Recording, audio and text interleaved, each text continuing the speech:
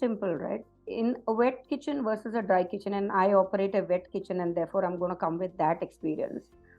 There is grease all the time because when you're doing a wet kitchen like mine, it's a South Indian wet kitchen, and everything near the vada station, the dosa station, obviously has a lot of oil and grease element to it, right?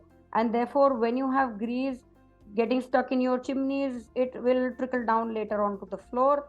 The floor by itself is always going to be slightly wet and moist because for the dosa cleaning you need water. After every 8 dosas you keep cleaning it with water, so there is going to be water that gets sprinkled around.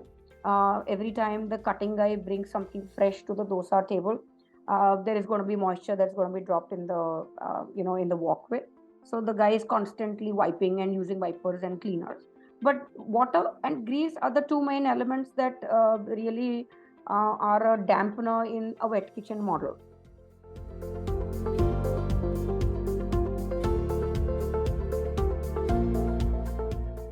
We have one guy, dedicated to just cleaning the floor, because otherwise slips could happen, otherwise accidents could happen, all of that could happen. So let's say rasam spills on the floor, because that's the most likely one, it's the lightest, right?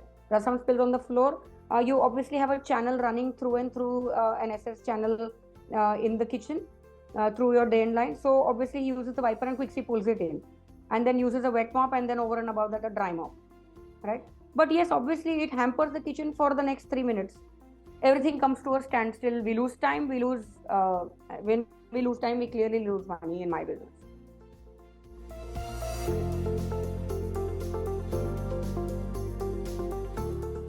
We close at 11 every night. That's the last orders that we take out from the kitchen, after which everything's shut. The tawa cleaning time, the tawa to get cooled down a little bit, right? Otherwise it's really hot. All kitchen equipment is moved. Deep cleanings is carried out. You use detergents, you use everything required, and you clean the surface, right? And then you pull down all the grease and the oil, and then you let it go, make it dry, and then you leave.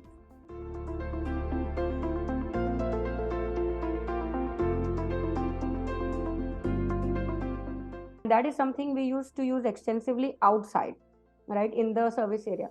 But in the kitchen, it's not as effective. Mild, it's great for where you don't have large amounts of grease, but it's not very effective for places where you have grease. Then you're resorting to things like detergents and stuff like that, right?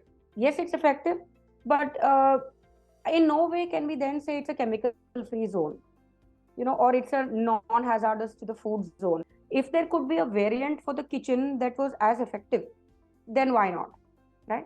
And that's when, when Deepti got in touch, we said that she also gave us products for degreasing our vessels, to be able to do our tabletops, to be able to do the surface, to be able to put in the washroom, stuff like that. So very useful stuff.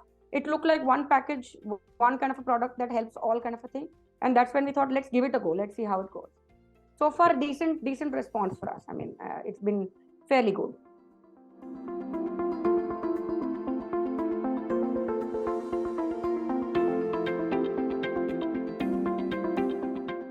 For the restaurant business, it's very simple. The groundwater in Baroda is extremely bad.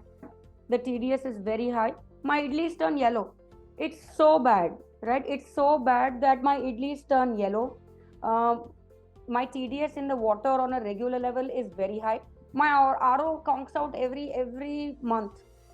We have 5 outlets in Baroda. The one that the main parent outlet is in an area called Jetalpur Road. The TDS is as high as 1500. And that's terrible. I mean, that's just not doable. So for me, it's extremely critical that the TDS remain between 200 and 375, 400, so that one, the sambar taste doesn't get affected, two, the idlis doesn't get affected. Deepti also introduced us to the product on, put it in the water tank, and that controls the entire cleanliness and TDS level.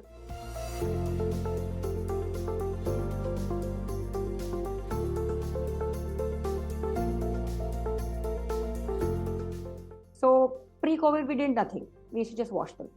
Now with the new product, it's even better because it's easier to use, right? So my boys find it super easy. They said that, madam, ye bahut aasan hai.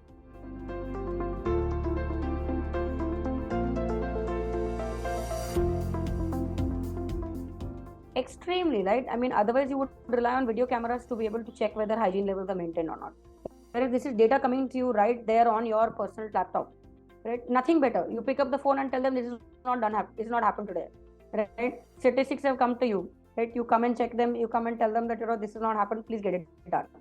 This is great. So it works really well for us, especially because we're in the franchising business also, and any kind of self-audit business or any kind of self-auditory tool is more useful than me picking up the phone and saying that, array, it's not happened.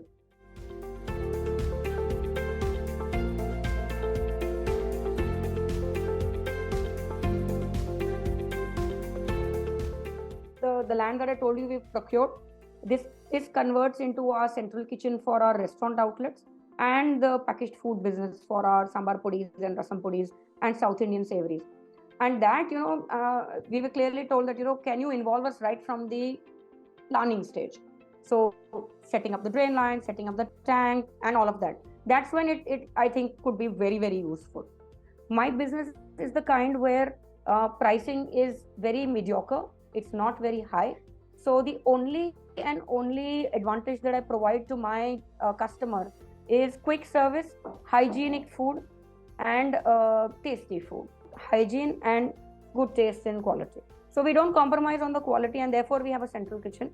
And we try not to compromise on hygiene, but given the fact that we are also, party to being in an environment where there's a bakery around, there are other food operators around, everything in terms of pest control needs to get dates aligned, and deep cleaning needs to get dates aligned and all of that. There is going to be a little up and down, but solutions like this are going to pave the way for us being a little more controlled in our hygiene level.